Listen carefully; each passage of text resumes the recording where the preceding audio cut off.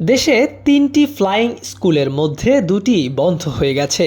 বাকি একটি থেকে প্রতি বছর গড়ে ১০ জন পাইলট বের হয়, কিন্তু দেশের চাহিদা প্রতি বছরে প্রায় ৫০ জন পাইলট। সেই সংকট কাটাতে ও ইউএস বাংলা এয়ারলাইন্সের ভবিষ্যৎ পরিকল্পনার জন্যই এই উদ্যোগ নেওয়া হয়েছে। বাংলাদেশেও যদি একজন ছেলে মেয়ে যদি পাইলট হতে যায়, তার সর্বসাকুল্যে আমি বলবো যে খরচটা নিয়ারলি 50 লাখসের মতো পড়ে যাচ্ছে।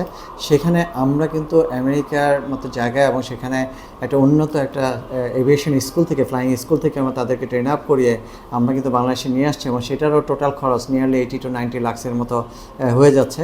বাট সেই খরচটা ইউএস বাংলা এয়ারলাইন্স কিন্তু ভবিষ্যৎ ইনভেস্টমেন্ট হিসাবেই দেখছে। প্রথম ব্যাচ থেকে ১৫ জন সফলভাবে কোর্স শেষ করে ফিরেই ইউএস বাংলায় জয়েন করেছেন। আমরা প্রথম ব্যাচ, দ্বিতীয় ব্যাচকে আমরা যুক্তরাষ্ট্রের ফ্লোরিডাতে আমরা পাঠিয়ে সেখান থেকে ট্রেন আপ করে আবার তাদেরকে আমাদের বহরে আমাদের এয়ারক্রাফটের পাইলট হিসেবে আমরা তাদেরকে আসলে যোগদান করিয়েছে, এবং সেখানে তারা ফার্স্ট অফিসার হিসেবে ইতিমধ্যে অনেকেই কাজ শুরু করেছে।